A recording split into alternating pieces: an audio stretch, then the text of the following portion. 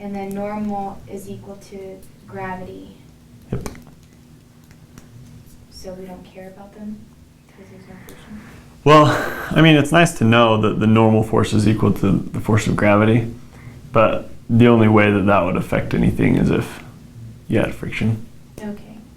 And then for our force diagram on mass 2, because we said acceleration, because we said going down is positive, we had to put our gravity positive and our tension negative. Mm-hmm. Okay, that's cool. All right, so B. I figured we would sum the torques, so we would have our pulley now. Okay, so you add a pulley with mass and a radius r, right? Mm-hmm. So let me, I'm holding the eraser. Like, where the heck did my eraser go? Okay, so you want to sum the torque, so you'll draw a free body diagram for it first, though? Mm-hmm. So what does your free body diagram look like for the pulley? Well, we have the center, with the mass coming out of it, and we have a normal coming out of it, and then we have two tensions. Okay, so you got the force of gravity and the normal force of the pin. And those two we're not concerned about. Right. Actually, yeah, your normal force will just go straight up. And then, where did you draw your tensions? Well, they're supposed to be perpendicular, because they're along the ropes. Yep. So you have one this way. We can call T2. Mm-hmm. And then one this way. Mm-hmm. It's T1. Mm-hmm. So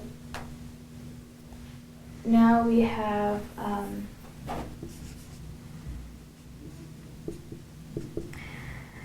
we can sum up the tension. So we have negative T1 times R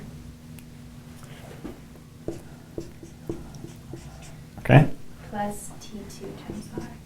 And I guess it's negative because we set this to be positive, Mm-hmm.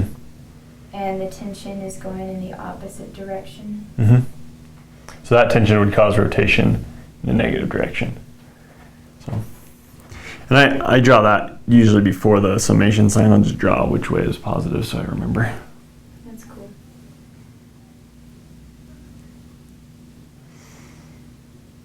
Okay. And what will that equal?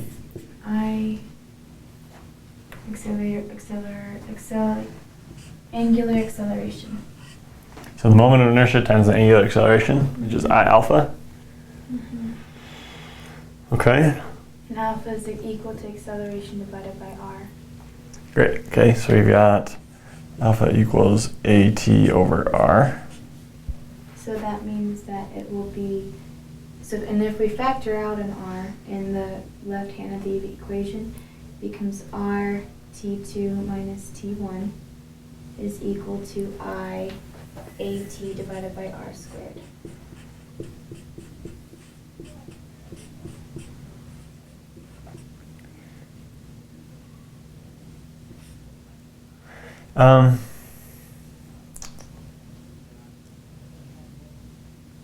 Okay. Yep.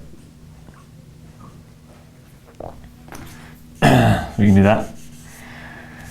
Okay. Why did I do that again? I can't remember. Well, what does I equal? I can't remember how I got r squared. I mean, yeah. I can't. So you had a AT over R Right. was your alpha, then you had an R over here. Uh-huh. You divided by R. Okay, I guess that's what I did. Yeah. Yep. And that's a good thing to do. You'll see why in a sec. So what's I going to be equal to? I is 1/2 mr squared. Okay, so 1/2 MP R squared. P. What is P? Oh, that's just the mass of the pulley. Okay. So that's a subscript. All right. And so the r squareds cross out. So Yep. we're left with 1/2 mp times acceleration. Great. Okay. So now we have T2 minus T1 all times 2 divided by mass of the pulley is equal to acceleration. Mm-hmm.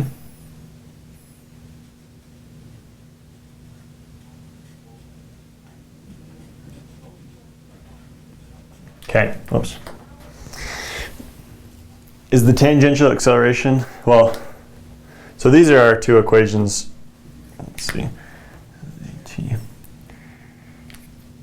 So from this equation, we sum the torques.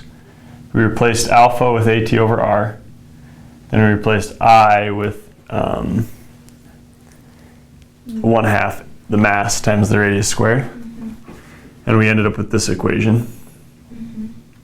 And then if we sum the torques for for M1, does it change? Not the torques, sum the forces. I guess not. We'll get the same equation that we had before, right? Because nothing changes on this free body diagram when you add the pulley. Right. You just have to maintain the T2. This is no longer an action-reaction pair. Oh, I see it. I see it. I see what you mean. So, okay. So T2 mg is equal to ma minus T2. Okay. And so if we solved for T2, it would be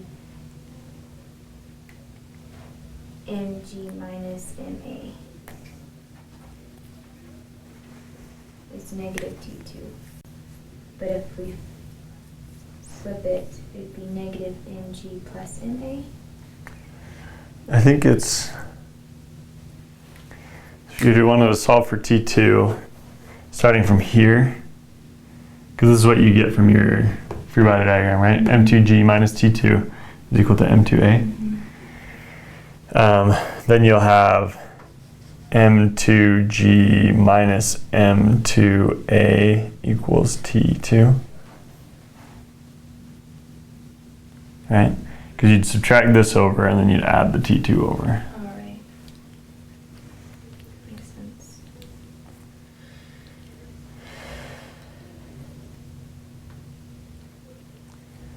Right?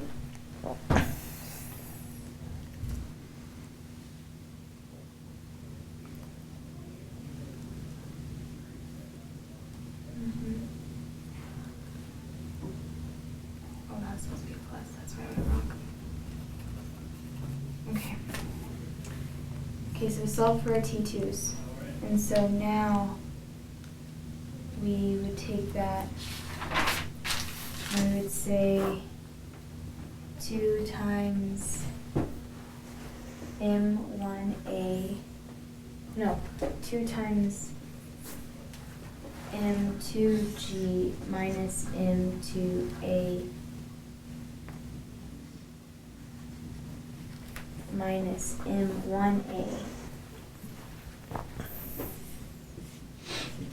all divided by mass of the pulley.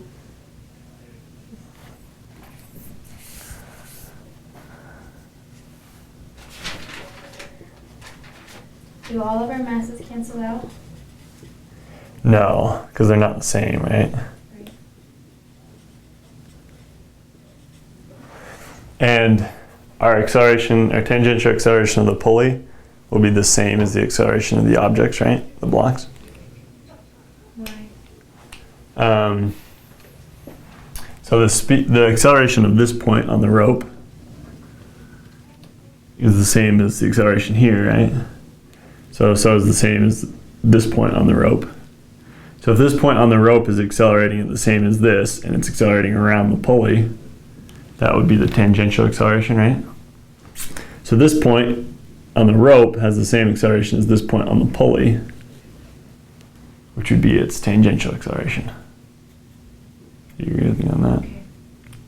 So if you have a pulley, a rope going around a pulley, the acceleration of the rope will be the tangential acceleration of the pulley, assuming the pulley is not slipping. Okay.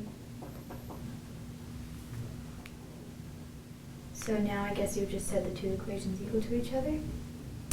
But, Which ones? well, the question was, like, find the acceleration of M1 and the tensions in the upper and lower portions of the string. So real quick, so we're to this point, right? Yeah. M2G minus M2A minus M1A equals 1/2 MPA, and all the A's are the same. Mm-hmm. So the only thing unknown is, in this equation is A. So we can solve for A from that equation. So this is the same as what you've got. I just left the half over here because it'll actually be a little easier.